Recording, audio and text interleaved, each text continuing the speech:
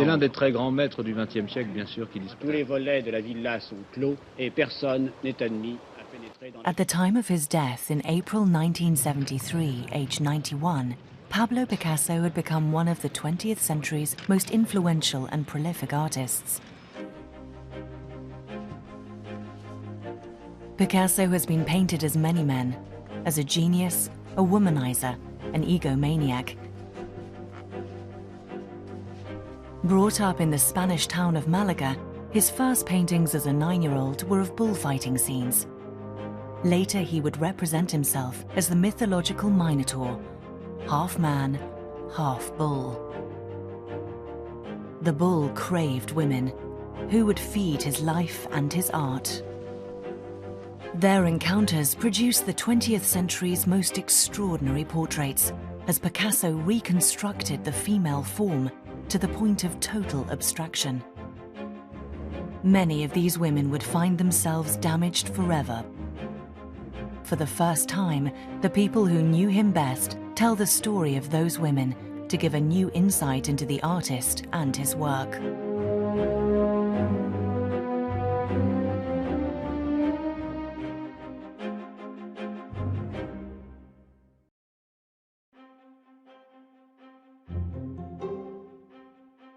First time I met Picasso, I was struck by the enormous power that seemed to emanate from this very small man. What struck me particularly was this Spanish concept from south of Spain, mirada fuerte, the strong gaze. And people in Andalusia feel that they can have a woman with their eyes. It's like an extra human, like a limb. And Picasso seemed to have that. One felt the eyes were enormously powerful. More than any other 20th century artist, Picasso's art was drawn from his relationships. He always avoided publicly linking his women with his art, but through his paintings, etchings and sculptures, every life he touched becomes visible. He was an artist with an astonishing diversity of styles, often inspired by the women he was with. When the woman in Picasso's life changes, everything else changes. The poet changes. The circle of friends change, the house changes, everything changes with the mistress. And I watched this happen, and that was totally fascinating. Picasso always defined clear periods like patterns in his work. It was as if this was his way of mapping out his life and his creativity. Many of Picasso's works are depictions of the women he loved. Some of the titles are clear. Portrait of Olga in an armchair, Portrait of Dora Maar, Jacqueline with crossed hands.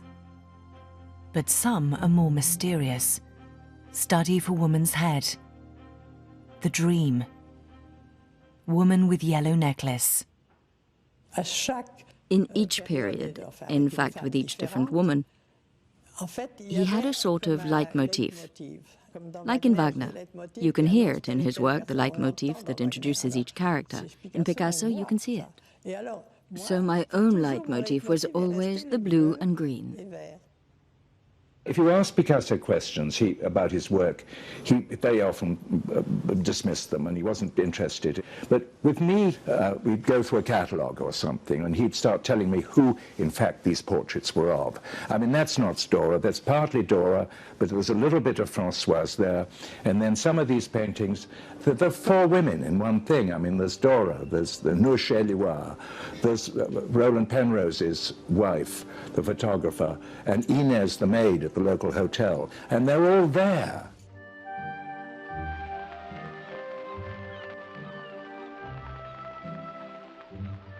Pablo Picasso was born in Malaga in 1881.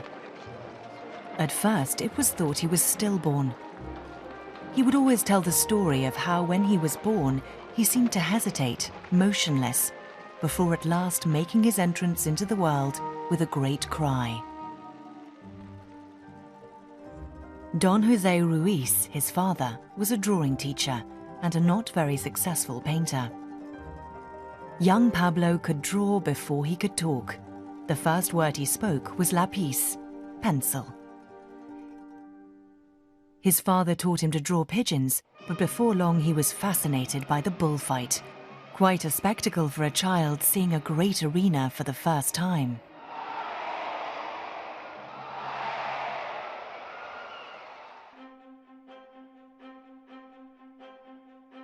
Don José was not just astonished by his son, he was completely dazzled. So he decided to give his young prodigy a proper training. He took him to the Prado in Madrid. It was Pablo's first encounter with the Spanish masters, and it opened his eyes. Goya, Velázquez. He discovered the whole tradition of Spanish epic and realist painting. Don José hoped to turn Pablo into a great classical painter, but Pablo's dream was to paint life as it really is, with all its suffering and its doubts. His personal quest had begun, and Pablo started turning out self-portraits that were a long way from the academic style he wanted to leave behind. In ebullient, avant-garde Barcelona, Gaudí was changing the face of architecture, while students veered from Nietzschean philosophy to Catalan nationalism. Pablo whiled away his time at the Four Cats Cabaret with the poet Jaime Sabates, the painter Casagemas, and Manuel Payares, who would all become lifelong friends. He first tasted the pleasures of the flesh in the brothels of the Carrère d'Avignon. He drowned himself in the arms of prostitutes, waking in him a love of paid-for fantasies. The 18-year-old boy would all his life have a fascination with physical love. Eroticism now appeared in his work and would never leave it. Exasperated with his father's constant disapproval of his bohemian lifestyle, Pablo decided to leave for Paris, wellspring of the Art Nouveau that was taking Europe by storm. Along with Casagemas and Payares, Pablo explored the nightlife of the Belle Époque. They went to the Moulin Rouge in Montmartre, to the Chat Noir and the Moulin de la Galette. On these nights on the town, the three friends took artist models from Montmartre with them, sensual, independent young women who would happily pose naked for all the painters in their studios. Laure Florentin was one of them.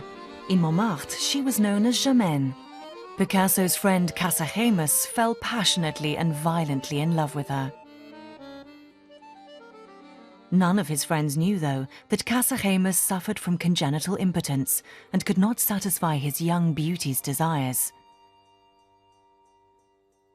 Since she wanted more than the platonic love that was all he could give her, Germaine dropped him. Casagemas, spouting tears and threats, started drinking heavily. In a moment of despair, he decided to shoot his mistress, crying, "So much for you!" Germaine escaped with her life, but only just. Casagemas turned the gun on himself, muttering, "So much for me." This time, he didn't miss. The death of such a dear friend was a heavy blow.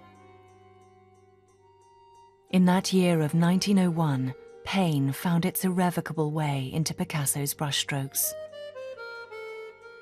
These paintings shed light on a key moment in the life and work of the young painter.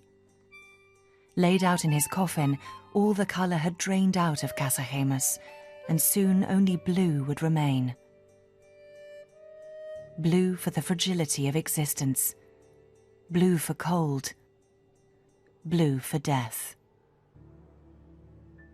From now on, Pablo would paint what he saw, but above all, what he felt. Poverty, solitude, deprivation. After 2 years of misery in blue, Pablo managed to shake off the death of his friend in a masterpiece entitled Life. The impotent Casagemas and Germaine, unable to have children, confront the spectre of maternity. But it's still with a heavy heart, felt in his work, that at 22 years old, the young painter moved into an insalubrious, damp and dirty building. His friend, the poet Max Jacob, named it the Bateau Lavoir, the laundry boat. There, Max read Baudelaire and Verlaine to Pablo, who was at last happy with this life of a painter among poets. With Max, and now with Guillaume Apollinaire, whom he met in a sleazy bar near the Gare Saint-Lazare. The two poets had been the only ones to stand up for Pablo's gloomy and grim paintings, but now they would witness a sudden metamorphosis of their friend. This portrait on a scrap of cardboard, found in Picasso's house after his death, is the record of a brief and passionate affair that, till the end of his days, Pablo would never talk of. Her name was Madeleine, and thanks to her, Picasso now saw la vie en rose. Pablo had discovered the Medrano Circus in the foothills of Montmartre, where he spent hours chatting with the clowns.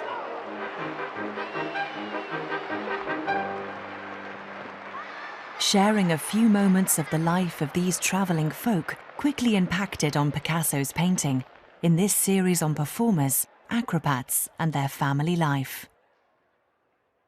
Dreaming of fatherhood with La Belle Madeleine, he painted himself as a harlequin. But all too soon, Madeleine was eclipsed by another. She walked into his life one summer evening as a thunderstorm shook the Bateau Lavoir. Amélie Lang was a model on the run from her violent husband and was enjoying many affairs in the studios of Montmartre. They called her Fernande. Il n'aimait pas être dérangé, on venait frapper, tout le monde venait. Alors, il travaillait la nuit.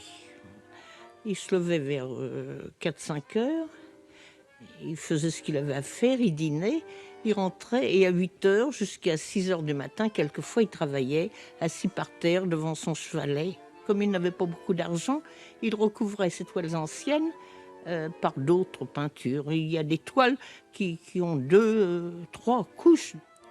J'étais désolée chaque fois qu'il recouvrait une toile parce que je trouvais que c'était très beau ce qu'il faisait.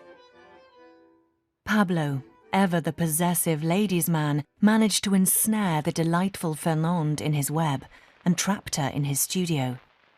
It was an opium-infused prison of love and painting.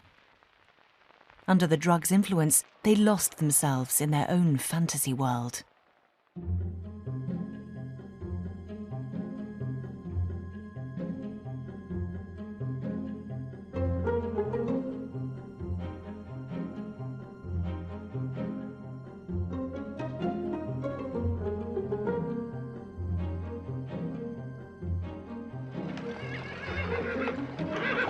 Summer 1906.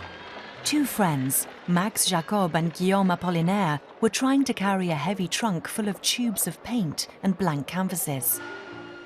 Pablo had decided to go away with Fernande on the money from art dealer Ambroise Vollard, who had bought all the paintings from his Pink period. Fernande, no doubt, would have preferred a more pleasant destination, but Pablo had chosen the dry and lonely landscape of Gossal in the Catalan mountains. Les terres sont ocre, les ciels sont bleus, mais d'un bleu spécial. Il y a les maisons sont crayeuses, en forme de cube, beaucoup. If Picasso felt the need to seek out his Spanish roots, it was because he was besieged by doubts about how much his paintings actually meant. He had been bowled over by the Ingres retrospective at the Grand Palais. There, for the first time, a picture that had been considered too scandalous was shown. Picasso was dazzled by the Turkish bath. He was not the only one to fall under its spell. Henri Matisse, the flag-bearer of the Fauvist movement, had that spring presented the joy of life, inspired by the Turkish bath, and its colours had aroused Picasso's indignation. The picture troubled him. No doubt for the first time in his life, he felt rivalry with another painter. His reply to Ingres, and especially to Matisse, influenced by the austere surroundings of Gossel, was to turn to primitivism.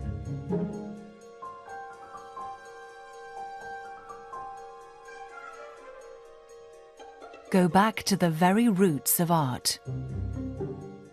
Learn to be clumsy again and get down to basics. His faces would soon become masks. Back in Paris, Pablo continued his research. He used himself as his own model, as these self-portraits found in his house show. Picasso had decided to paint what he felt rather than what he saw. He was searching for a kind of painting that had never been seen before, and shut himself up in his studio at the Bateau Lavoir.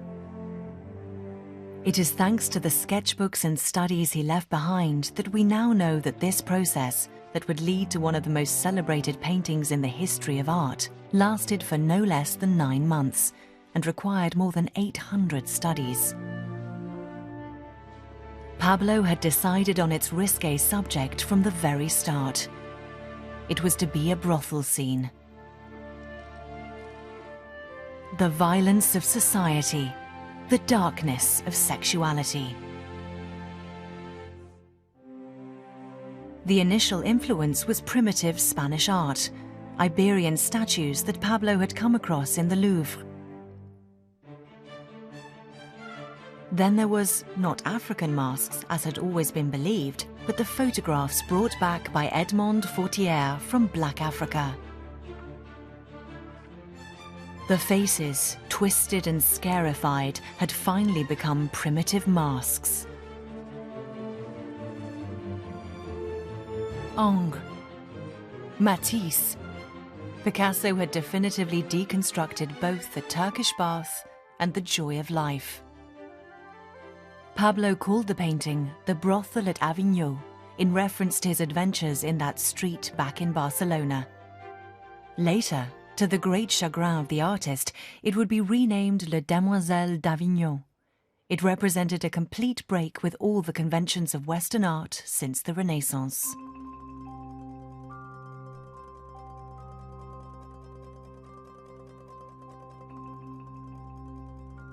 Nobody seemed to understand his Avignon bordello, so Picasso carried on researching those forms that would eventually lead him to Cubism. It was an adventure that started with photography. He had discovered photography when he first came to Paris. He quickly started playing with tricks of perspective, as in this image, the first one we have by Picasso, the photographer. Appearing among his canvases on the left of the photo amused him. He photographed himself in his Bateau Lavoir studio in the middle of his beloved collection of African statuettes.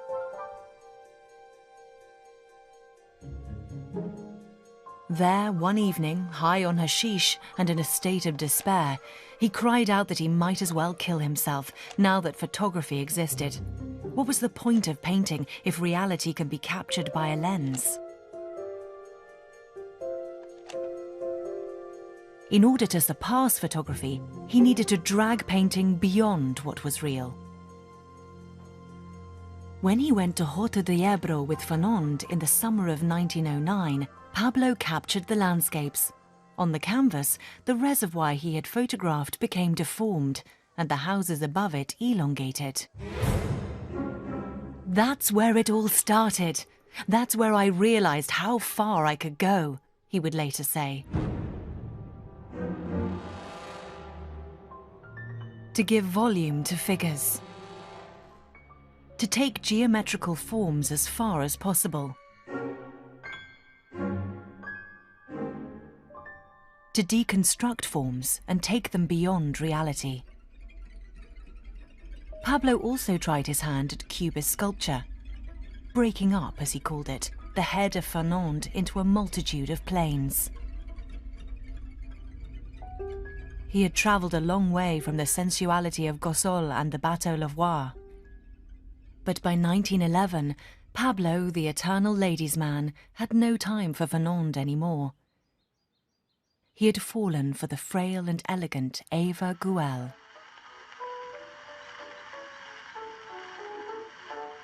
He named all his paintings after Eva. Cubism was now leading towards abstraction. Based on a popular song of the time, Oh ma jolie, mon cœur te dit bonjour, Pablo depicted Eva, his secret lover, with the words ma jolie, my pretty one. Fernand was so jealous of Pablo's new liaison that he and Eva were soon forced to flee Paris. They sought refuge near Avignon with Georges Braque and his wife. Georges was the only one to have understood Les Demoiselles d'Avignon. Moreover, he was Pablo's ally in the shared folly of Cubism. When Braque showed his paintings at the Autumn Salon of 1908, Matisse said, "Look, Braque has sent us some paintings full of little cubes." Soon, though, cubes would be all the rage. The First World War halted the development of Cubism, as fellow artists from the movement were called to the front. Picasso, though, avoided conscription because of his Spanish nationality. Then, in 1914, Eva contracted tuberculosis. The woman he loved was now in danger. It was no longer enough to represent her as just words on a canvas. Now Picasso painted himself with Eva in an evocation of the painter and his model, a pairing that would become the pictorial obsession of a lifetime. Eva died in 1915, and Pablo would forever keep this canvas hidden away in his studios. By now, the war was bogged down in the trenches, but in Montparnasse, little by little, life was getting back to normal. Soldiers on a few days' leave from the front enjoyed the café terraces. Pablo returned to his portrait and started sketching his old friends. Guillaume Apollinaire, badly wounded, who has had brain surgery. Max Jacob, the faithful friend. And above all, a newcomer who appeared in Pablo's life, a defector from the Paris in crowd. He was 25, and his name was Jean Cocteau. Montparnasse was a village. You sat down at the Rotonde just like at any old local. I remember well the time I asked Picasso to do Parade with me. It was as if I had dragged Renan backstage at a music hall. Well, everyone looked down their noses at us, and I made this proposition to him right there on the street in front of the Rotonde. I tell you, it was like being in a village. Cocteau dreamt of creating a new artistic movement, bringing together Picasso with the composer Erik Satie and Diaghilev's Russian ballet for a new show called Parade. Picasso threw himself passionately into this new world of the theatre.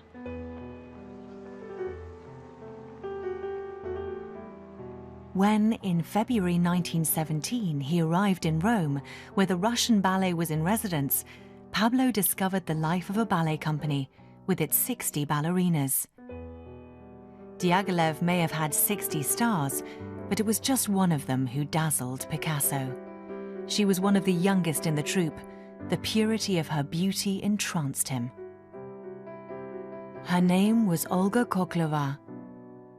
He followed her on her tour of Italy until the troupe returned to Paris for the opening of Parade. As the audience took their seats in Paris's Châtelet Theatre that May evening in 1917, the first thing they saw was the huge stage curtain, painted by Picasso.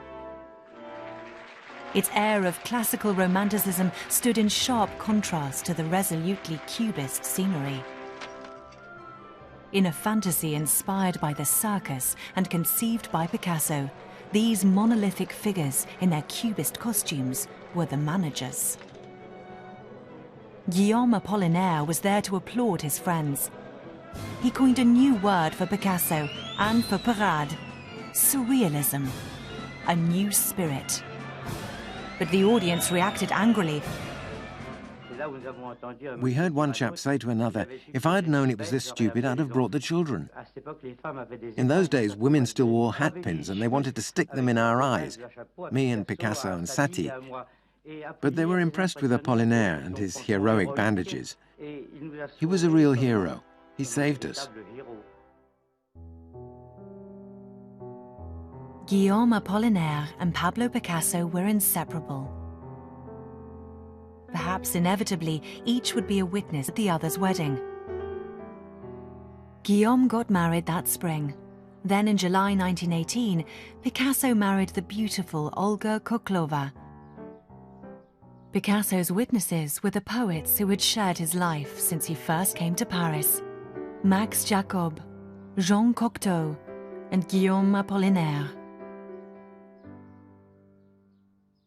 Guillaume's gift to Pablo was a poem. Dear Pablo, the war goes on.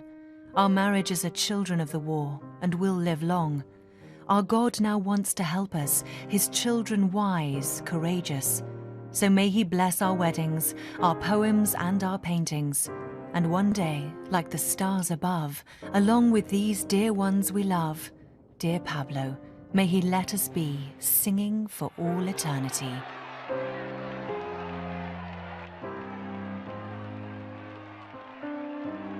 On the 11th of November 1918, the whole country finally celebrated victory. But although delighted by Germany's surrender, Pablo received terrible news. Guillaume Apollinaire had died in agony of the Spanish flu.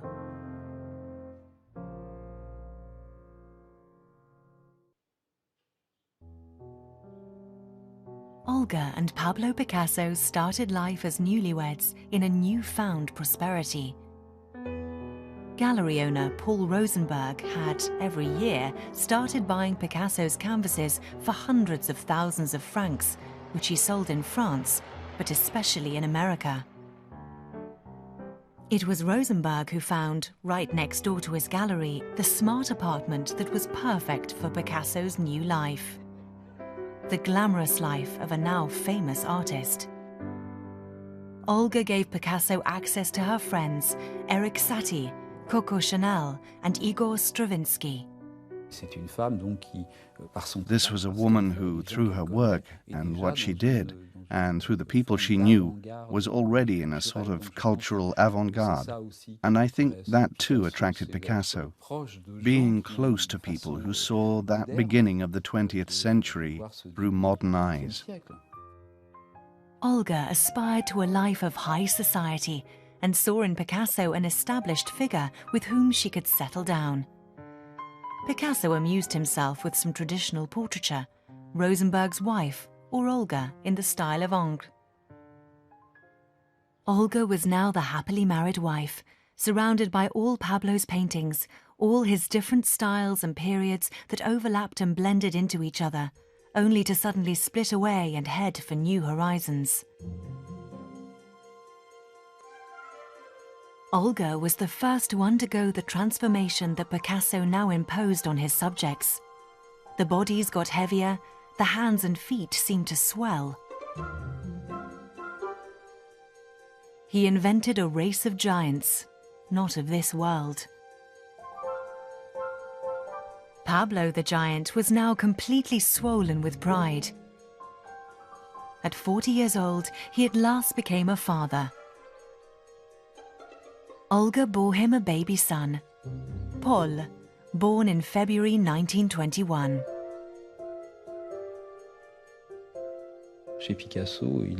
Picasso said it himself.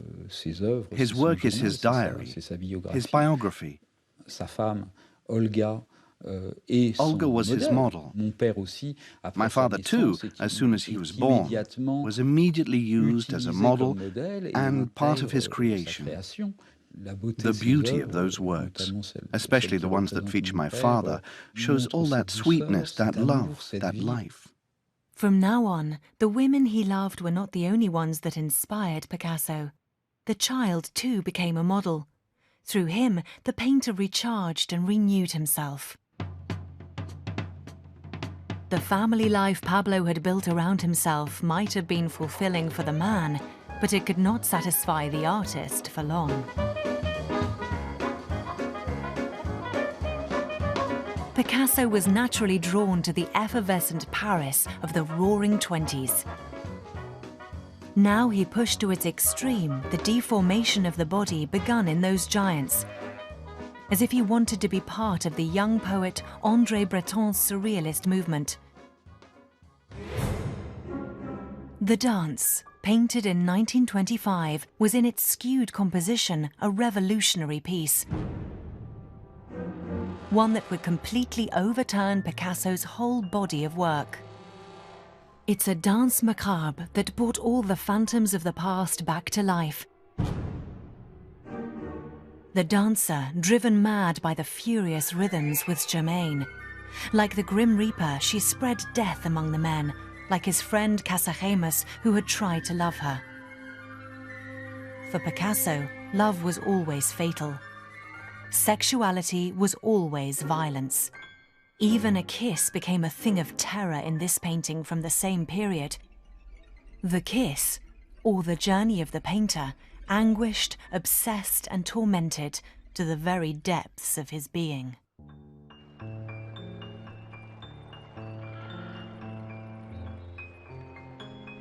One day in January 1927, Pablo, whose marriage to Olga was by now on the rocks, was walking round the opera district. Suddenly, out of the blue, he noticed a young girl. He had found the perfect model he'd always been looking for. When my father first set eyes on my mother, she was a splendid 17-year-old, blonde, blue eyes, fresh-skinned. And she was going into the Galerie Lafayette department store, the famous one. And he noticed her from outside because there was this sort of bin where she spent ages looking for collars and cuffs. So my father was waiting for her, waiting and waiting, and she never came out. She didn't know that there was this gentleman outside ogling her. He was the one who always went on about it. I was exploding, he said. Her name was Marie-Thérèse Walter, and she was only 17. She would soon captivate the man and completely turn around the artist. Il m'a fait un beau sourire, il m'a regardé, puis il m'a abordé, puis il m'a dit Mademoiselle, vous avez un visage intéressant, je voudrais faire votre portrait, et puis je sens que nous ferons de grandes choses ensemble.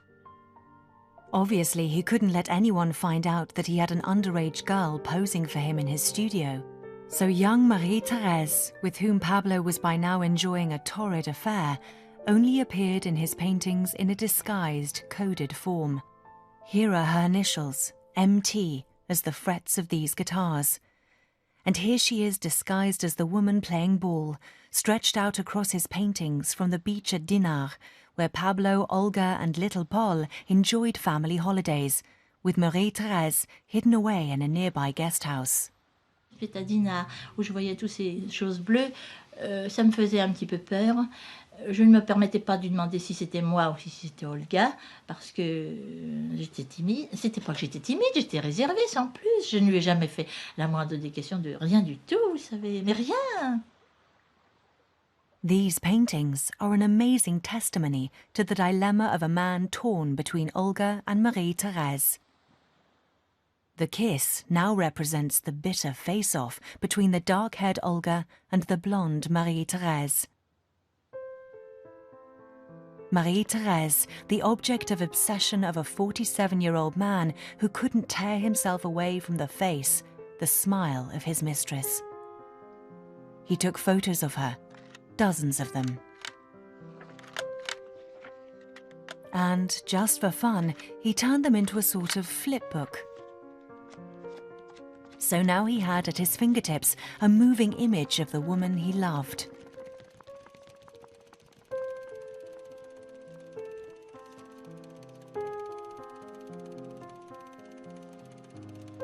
When Marie-Thérèse at last came of age, it was a liberating moment for Pablo. Now he could fill his canvases with her body, her curves, her nakedness. These are masterpieces that will figure among his most famous works. C'était un ange lorsqu'il travaillait. Il était toujours debout, il était toujours sur la pointe des pieds, il travaillait comme ça, il se reculait pour voir sa peinture, et si elle lui plaisait, alors il dansait devant sa peinture et il était gracieux. Et en général, toujours content. Il a passé sa vie à me dire « ne ris pas et ferme les yeux ». To keep his work secret from Olga and create the sculptures inspired by his new muse, Pablo bought himself a chateau near Gisors in Bois-Jaloux. At first, the purity of Marie-Thérèse's face became classical sculpture. But then it was remodeled, deformed, refined.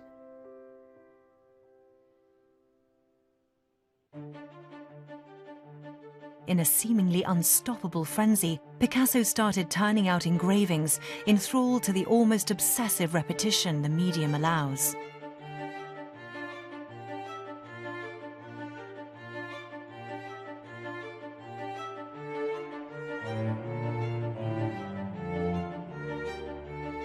Sexuality soon tipped over into bestiality as, inspired by Marie-Thérèse, he seized on a new theme: the Minotaur, the half-man, half-bull monster of mythology to whom the Athenians yielded up their young virgins. Pablo, the Minotaur, raping the young beauty. All the drama of his most famous engraving, Minotauromachy, centers on Marie-Thérèse. She is the female bullfighter carried off by the disemboweled horse. She is also the carefree young woman who watches Pablo from her window as he loses all control. But above all, she was the only one capable of taming the monster and saving him from himself.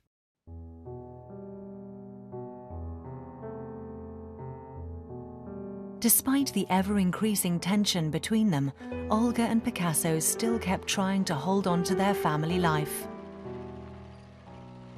In these precious and rare family images, it was Pablo himself who set up a camera in the garden in Bois-Jaloux to film Olga and Paul.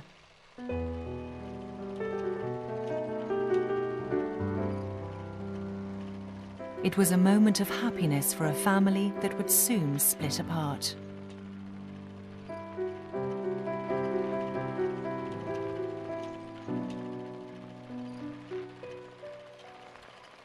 Olga was losing the man she loved. When he learned that Marie-Thérèse was now with child, Pablo hastened the divorce proceedings. Il a pleuré de bonheur et de joie. Il m'a dit que c'était le plus grand jour, le plus grand bonheur de sa vie. Et puis j'étais contente. Il était gentil de m'avoir dit tout ça. Alors tout le temps, il disait « Je divorce, divorce, divorce, divorce ». Olga simply couldn't imagine not being Madame Picasso. Nevertheless, Pablo got the separation he wanted. Olga got the chateau in Bois-Jaloux to live in. And because divorce was still illegal for a Spaniard, she was able to remain Madame Olga Picasso till the day she died.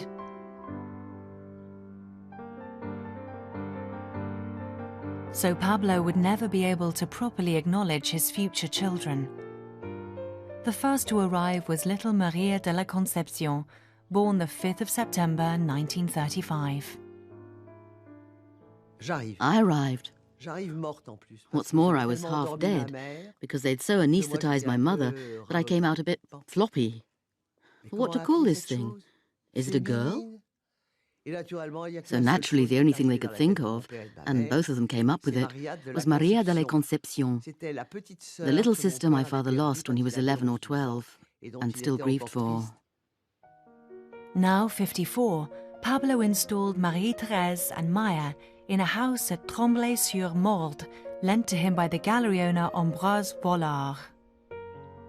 Pablo now had Marie-Thérèse in a golden cage. Like the loving and dutiful companion that she was, she accepted her fate, giving herself forever to the man who had awoken her from innocence to experience. He wrote passionate letters to her. I love you tonight more than yesterday, less than tomorrow. I love you, Marie-Thérèse. I love you, I love you, I love you.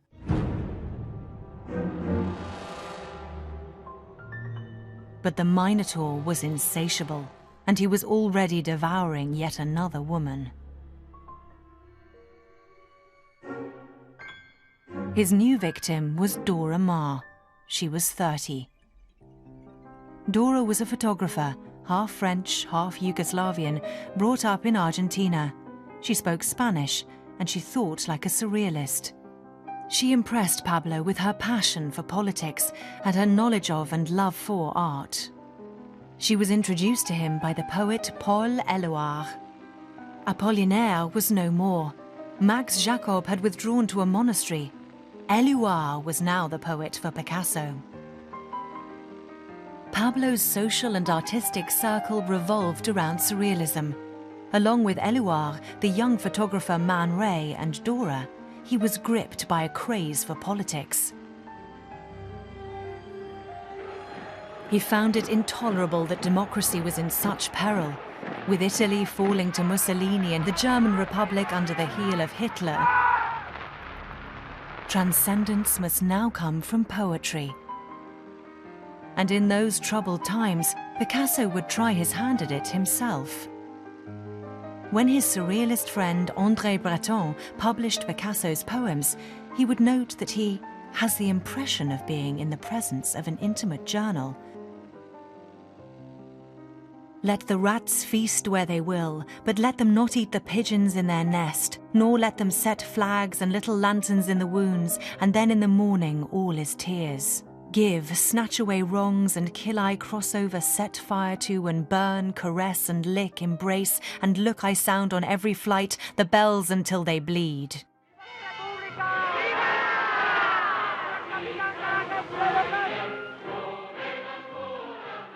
Pablo celebrated with Paul Éluard the Popular Front's victory in Spain, and then that of Léon Blum and his French Popular Front in May 1936. But General Franco wouldn't accept the left's victory, and he started a civil war. Picasso voiced his confusion in illustrated verse. Sueño y mentira de Franco, the dream and lie of Franco. The Spanish Republic, in complete disarray, asked its most illustrious painter to come up with a huge canvas that would adorn the Spanish pavilion at the next Universal Exhibition. Under the eaves of a large mansion in the Rue de Grand Augustin, Dora Maar had found just the studio Picasso was looking for.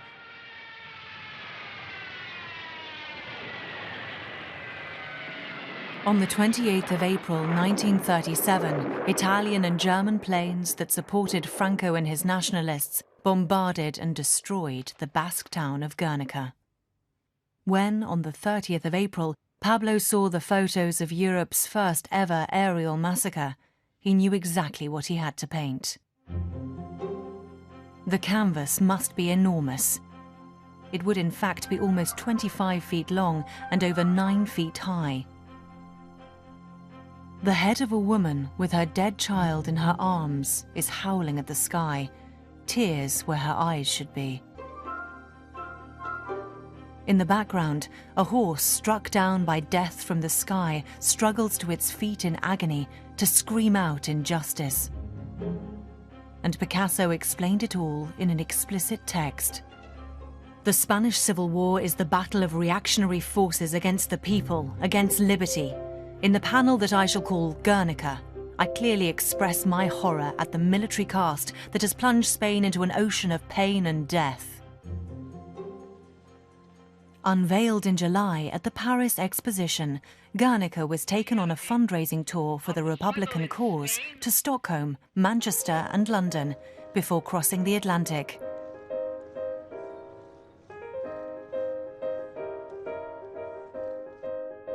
Picasso would not live to see the changing government for which the Spanish people had been waiting. It was not until 1981 that Guernica was finally hung in Madrid's Prado Museum. As the Second World War engulfed Europe and Paris was occupied, Picasso chose to stay. Dora would be his muse in those dark years as the couple closeted themselves in the attic studio.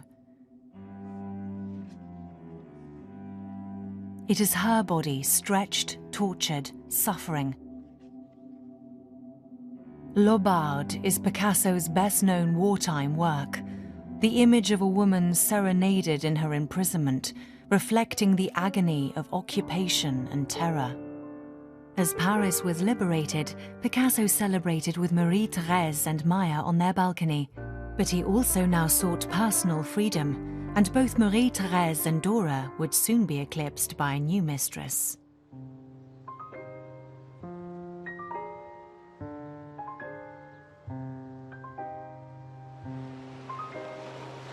Her name was Françoise Gillot, and with her, Picasso aimed to start again from the beginning. He left Paris and moved south with Françoise to break with his previous relationships. He soon realized that there was something different about this sexually confident young woman. I was like the seventh wife of Bluebeard, by which I mean Bluebeard already had a bad reputation. Everybody knew it, and he didn't even bother to hide it. And don't forget, he was 40 years older than me, and he had an authority about him that I didn't have at all. Throughout this long relationship, 10 or 11 years, I remained just as much of a mystery to him as on the first day. Picasso's depiction of Françoise was of a flower in green and blue, La Femme Fleur. With her began one of the happiest periods of his life. The young art student inspired the celebratory painting La Joie de Vivre, Françoise dancing naked in a Mediterranean setting.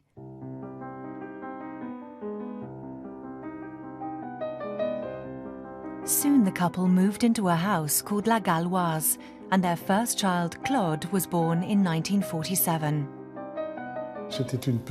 We were a charming little family in a simple little house. Everyone always seemed busy all around me. And I was busy watching them and watching everything they were doing.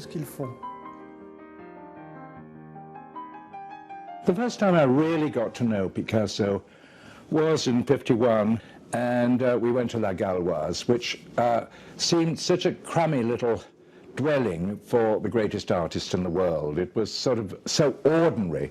And of course that, in a way, I think for Picasso was its quality. I mean, he became a member of the Communist Party, and he wanted to live like a, working man, and no frills, no shishi, and no luxe of any kind. We spent a little bit of time at the Galloise, but then we went to the factory, the old factory, rusting factory he'd taken over, which is where he made his sculpture and did most of his painting.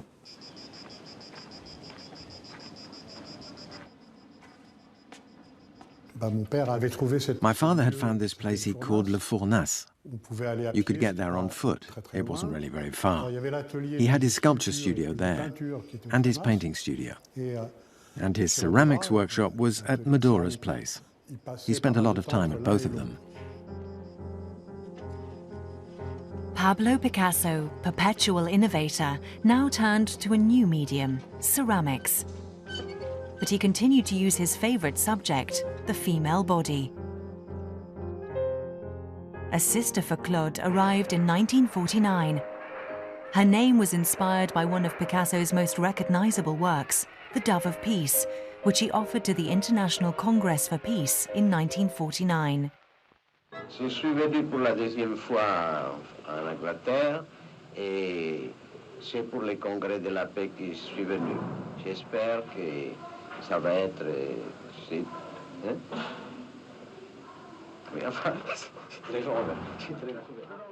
The launch of Picasso's dove, or paloma in Spanish, as a global peace symbol coincided with the birth of his daughter. Paloma was born at that very moment, So it's not surprising she was named after a dove. Paloma joined Picasso's expanding family and his journal of paintings. He could finally have all of his children close to him. Paul, now 28, would stay closest to his father and regularly joined him at the bullfight. Unable to be in his beloved Spain, Picasso would watch the corrida at Arles and Nîmes in the south of France with Françoise. One of the tragedies in Picasso's life was that after 1934, he could never return to Spain. And he loved Spain, he longed to go back to Spain, but there's no way he could do it. One way he managed to keep, as it were, in touch with Spain was through the bullfights. I think Picasso's involvement in bullfighting and the cult of the bull is enormously important in his art.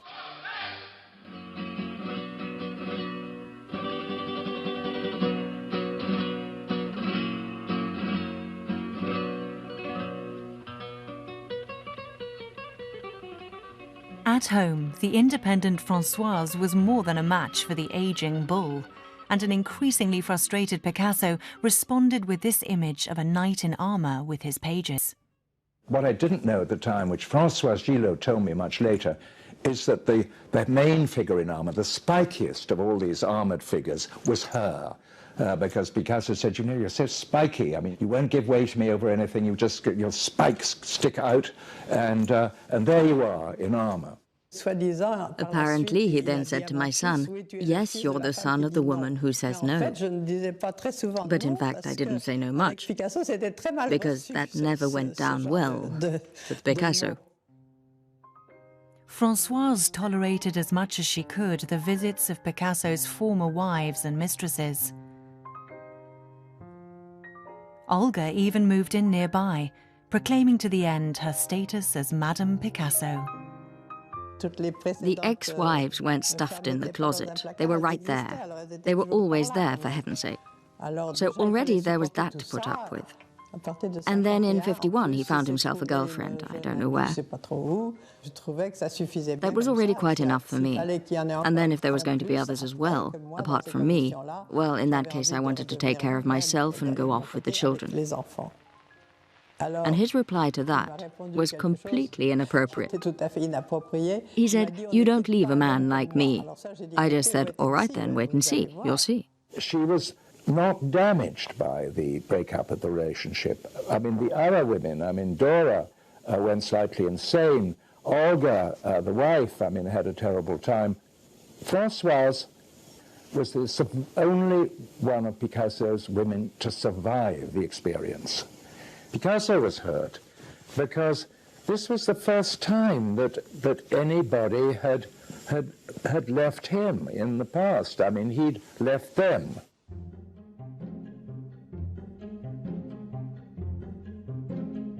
The woman who was to be his last companion was Jacqueline Roch. She worked at the local ceramics gallery and had recently separated from her husband. The couple acquired a grand house in Cannes called La Californie. Also Picasso's studio, it quickly became overwhelmed by art. I was lucky to be around at the time of change, from Françoise to Jacqueline. I felt immediately that what Picasso wanted from the woman who would almost certainly be the last mistress of his life was someone who was prepared to sacrifice herself on the altar of his art. And Jacqueline made it very clear to Picasso. Jacqueline would do anything, and Picasso realized that. Picasso could only remarry once Olga had died. By then he was almost 80 years old. Jacqueline became the second Madame Picasso. In the last years of his life, Picasso retreated with Jacqueline into their final home, Notre-Dame de Vie, only occasionally receiving friends and no longer seeing his children.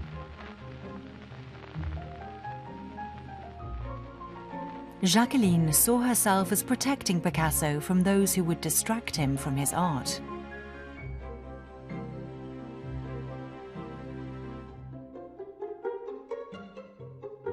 In his 80s, he worked tirelessly on versions of some of his best-known paintings. Le Matador, Le Baiser, The Kiss, L'Aubade, The Serenade. My father was running out of time. The older you get, if you love something and are passionate about it, the more you chase after time. But above all, you know, just imagine what it means to create something every day, day after day after day. And just look at the dexterity of his engravings. Right at the end of his life, he was doing absolutely extraordinary ones.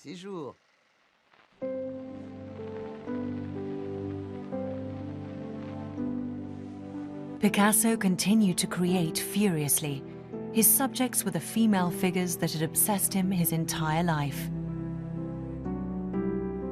The canvases piled up in every room. Pablo Picasso was now 91, still as youthful of spirit and curious as ever, but he knew his life was coming to an end. The last work session we had was at the beginning of July 1972, and it lasted 3 hours. That worried me because I thought it might tire him. But he had some reproductions of stuff he'd done in 1912, 1913. He was absolutely delighted to see them, at any rate. It was a terrific session. And then, when he'd finished, he took me by the arm and led me to a little workshop where he'd laid out his portrait on a chaise longue like a person. The one with the bulging eyes, you know. And I understood straight away that he must have had an attack or something. And he'd done his self-portrait faced with death. And our goodbye, really. Well, he just saw me out and just left me there. In his last days, confined to his bed, he continued to draw, with the devoted Jacqueline by his side. The ritual was always the same. He'd get up at 8:30 or 9, then he'd get on the phone and call his secretary, who'd come and bring him his mail. They'd talk.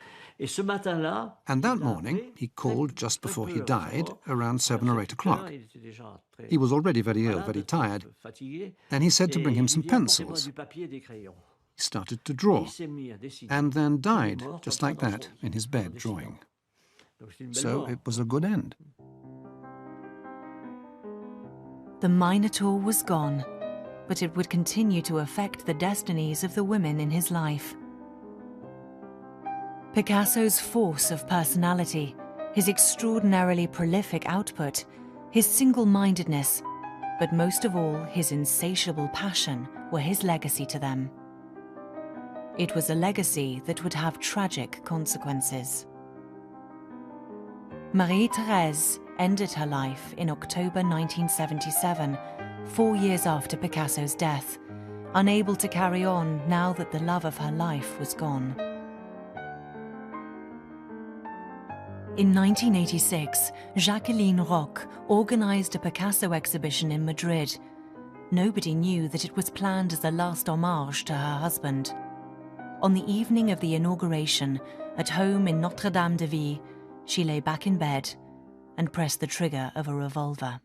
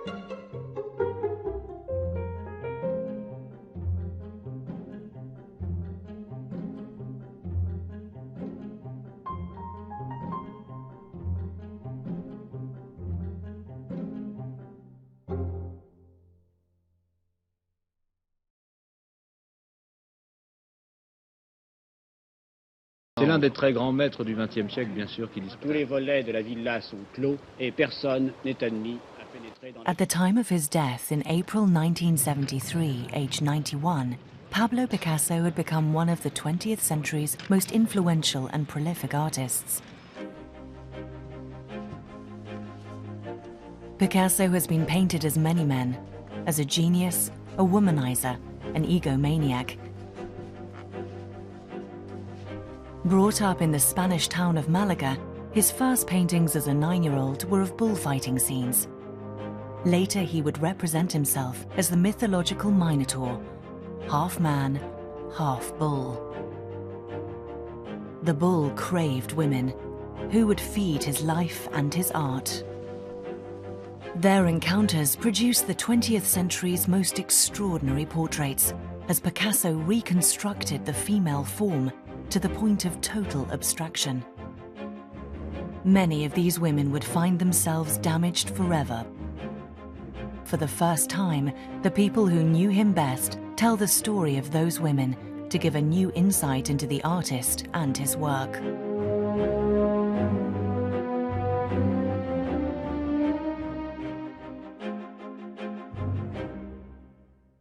First encounter with the Spanish masters, and it opened his eyes.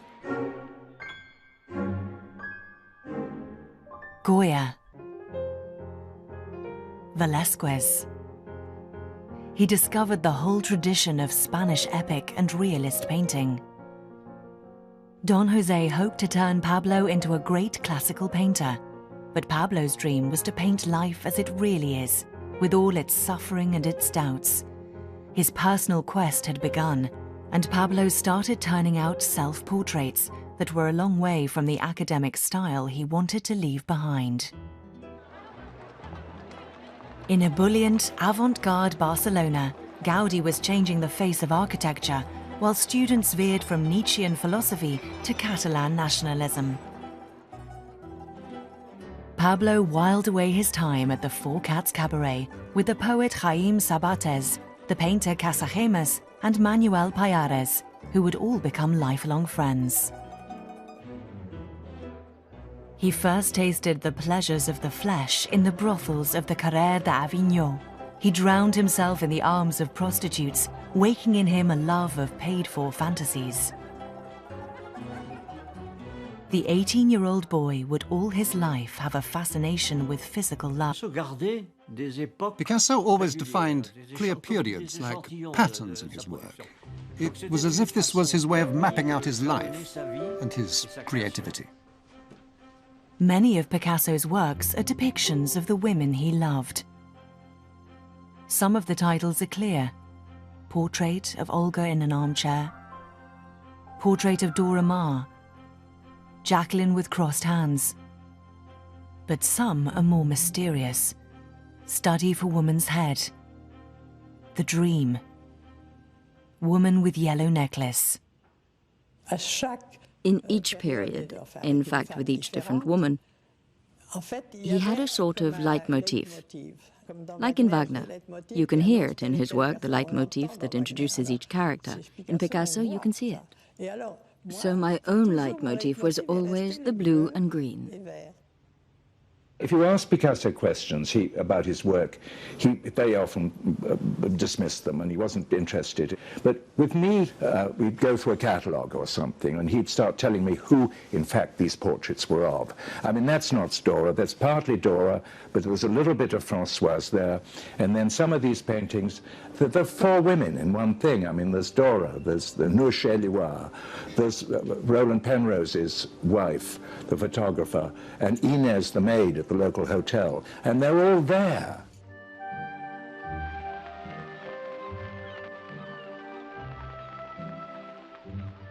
Pablo Picasso was born in Malaga in 1881.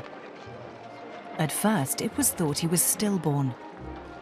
He would always tell the story of how when he was born, he seemed to hesitate, motionless, before at last making his entrance into the world with a great cry. Don José Ruiz, his father, was a drawing teacher and a not very successful painter. Young Pablo could draw before he could talk. The first word he spoke was lapis, pencil. His father taught him to draw pigeons, but before long he was fascinated by the bullfight. Quite a spectacle for a child seeing a great arena for the first time.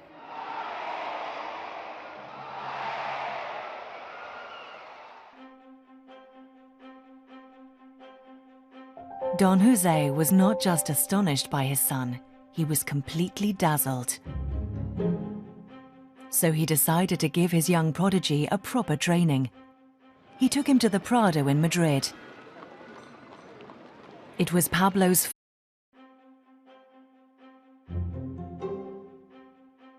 first time I met Picasso, I was struck by the enormous power that seemed to emanate from this very small man. What struck me particularly was this Spanish concept from south of Spain, mirada fuerte, the strong gaze. And people in Andalusia feel that they can have a woman with their eyes. It's like an extra human, like a limb. And Picasso seemed to have that. One felt the eyes were enormously powerful. More than any other 20th century artist, Picasso's art was drawn from his relationships. He always avoided publicly linking his women with his art, but through his paintings, etchings and sculptures, every life he touched becomes visible. He was an artist with an astonishing diversity of styles, often inspired by the women he was with. When the woman in Picasso's life changes, everything else changes. The poet changes. The circle of friends change, the house changes, everything changes with the mistress. And I watched this happen, and that was totally fascinating.